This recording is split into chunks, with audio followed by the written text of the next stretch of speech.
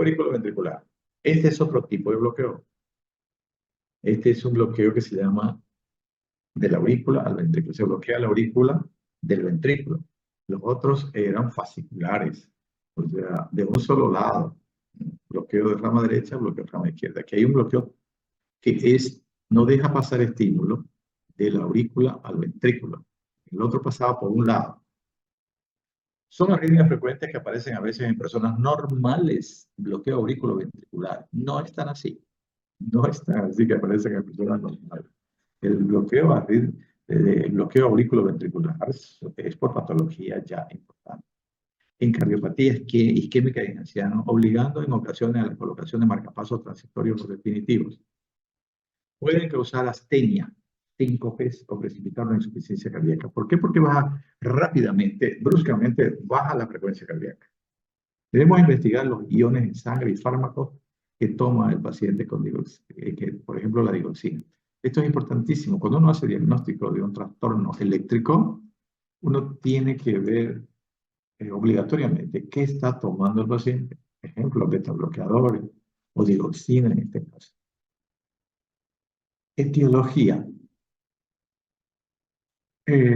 Cardiopatía isquémica, endocarditis aguda con absceso en el hígado aórtico, artritis reumatoidea, nódulos intracardíacos, sarcoidosis, granulomas, es una enfermedad inmunológica que afecta al corazón, produciendo mayor tejido blanco, calcificaciones de anillos valvulares en ancianos, hay una esclerosis, síndrome de Leff y de Lenegre, fibrosis del sistema de conducción, mesotelioma pericárdico, neoplasias cardíacas, comunicación interauricular, miocarditis vírica, miocardiopatías, fármacos, digoxina, beta-bloqueantes, diltiazem, verapamilo, que son antagonistas del calcio, y en la cirugía cardíaca. Estas son algunas de las situaciones donde se puede haber bloqueo auriculoventricular.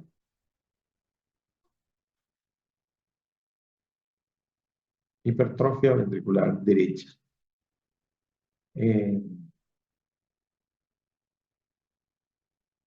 Es una situación, como ya vimos, estamos hablando de hipertrofia concéntrica, ¿no?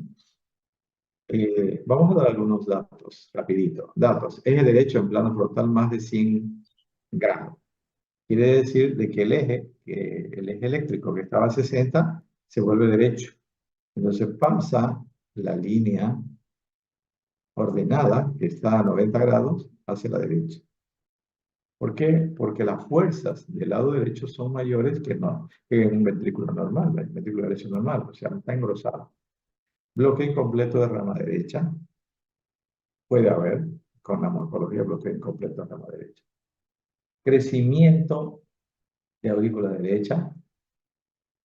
P en B1, P pulmonar se llama, en D2 y en D3 y ABF.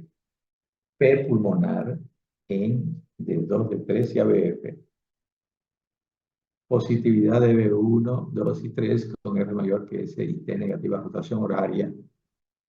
Rotación horaria. Fíjense, esto de aquí es un poquito complicadito para ustedes, pero hablamos de la rotación en el eje eléctrico normal. Fíjense, la rotación horaria, fíjense en B1 cómo está la R, altísima. Quiere decir, esto de aquí tendría que ser B5 y B6 ya. Pero como ha rotado, esto se pasa a las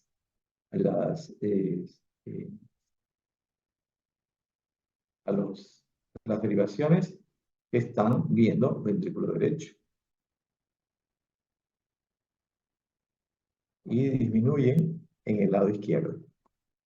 Se vuelve como si fuera transición, B3 y B4, donde son los dos ventrículos tienen aproximadamente las mismas fuerzas eléctricas. ¿En qué caso se puede presentar? En niños y en lactantes. ¿Por qué? Porque generalmente los niños tienen mayor preponderancia eléctrica del lado derecho. Y eso dura hasta un año por lo menos. En el EPOC, ¿por qué? Porque el lado derecho tiene hiperresistencia por la fibrosis del pulmón. Shun izquierda-derecha, derecha del adulto, como la comunicación interauricular, comunicación interventricular, ruptura del tabique en infarto agudo de miocardio, pero la ruptura del tabique en infarto de miocardio no daría esto desde mi punto de vista, ¿no? porque lo que es brusco no cambia tan rápidamente, ¿no? Pero sí, si es una ruptura del tabique pequeña y que le da a la persona para poder sobrevivir, porque una ruptura del tabique realmente, generalmente tiene una letalidad altísima. La gente se muere. Porque no es nomás que se rompa el tabique. Pero ¿por qué se rompe? En un infarto. Todo lo que ocasiona un infarto, más que se rompa el tabique, es generalmente letal. No da tiempo de que se produzca esto, este lado, aumento de la fuerza en el lado derecho. Hipertensión pulmonar primaria, sí, por supuesto. Y tromboembolismo pulmonar, cambios agudos de sobrecarga del ventrículo derecho. Cambios agudos de sobrecarga del ventrículo derecho. Pues aparece la S en D1, la Q en D3 y la T en D3. Eso es lo en el electrocardiograma. Tromboembolismo pulmonar, cambios agudos de sobrecarga del ventrículo derecho. Bueno, aquí insiste en que los cambios agudos también pueden, pero hay que ver cuánto, ¿no? Pero generalmente es por casos ya consolidados con aumento del grosor del ventrículo derecho. Como el zoom izquierda-derecha del Salicea, porque eso dura mucho tiempo. La CIB también mucho tiempo. En este momento yo vi una chica de 22 años con una comunicación interventricular y ya con hipertensión pulmonar secundaria a la comunicación interventricular, que debe ser operada lo más pronto posible porque tiene una hipertensión pulmonar de 70 milímetros de mercurio. Etiología, hipertensión arterial, valvulopatía aórtica y mitral. Estamos hablando de la hipertrofia ventricular izquierda. Dejamos de lado la hipertrofia ventricular derecha. Se presenta la hipertensión, la valvulopatía aórtica y mitral, hipervalvulopatía aórtica y mitral, hipertrofia ventricular izquierda. La hipertrofia aquí va a ser, si es mitral, si es insuficiencia, porque si es estenosis, no va a haber hipertrofia del ventrículo izquierdo. Solo si es insuficiencia va a haber una hipertrofia excéntrica. ¿Por qué? Porque va a haber sobrecarga de volumen, pero no en la estenosis. Entonces, valvulopatía aórtica sí se va a producir la hipertrofia en la estenosis. En la hipertensión y en la estenosis aórtica es lo característico que se presenta hipertrofia de tipo concéntrica. Si hay una insuficiencia aórtica o hay una insuficiencia mitral, la hipertrofia es excéntrica. Miocardiopatías, electrocardiogramas abigarrados. Quiere decir que hay de diferente morfología. Y la cardiopatía isquémica. Significado suele indicar mal pronóstico de forma independiente al pronóstico de la enfermedad subyacente. La hipertrofia. El electrocardiograma tiene muchos falsos positivos y negativos. Quiere decir que el electrocardiograma, para que ustedes se fijen, no es pues la panacea, o sea, no es exacto, no es 100%. A veces hay electrocardiogramas que salen normales, ¿no? Y hasta en una hipertrofia. Entonces, no siempre uno dice, ah, no, el electro y punto, ya se hizo diagnóstico. Esto se confirma por ecocardiografía.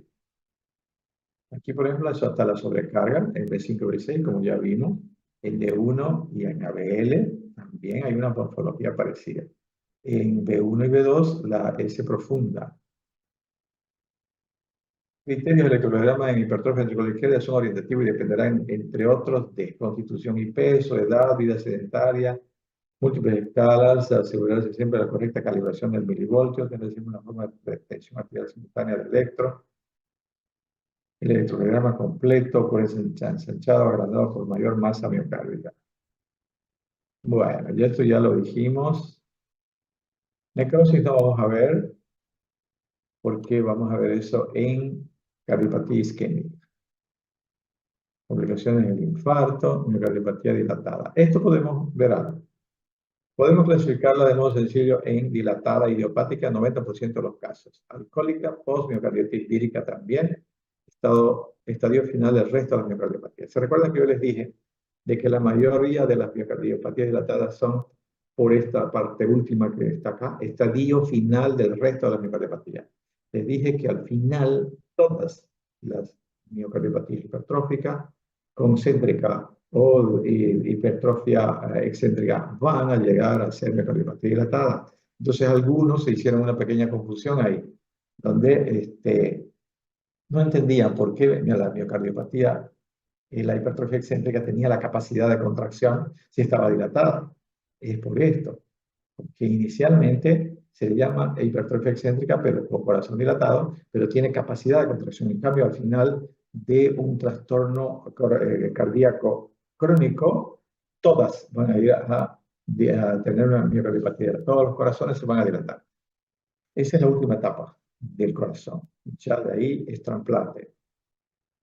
Idiopática en el 90% de los casos, alcohólica postmiocarditis vírica.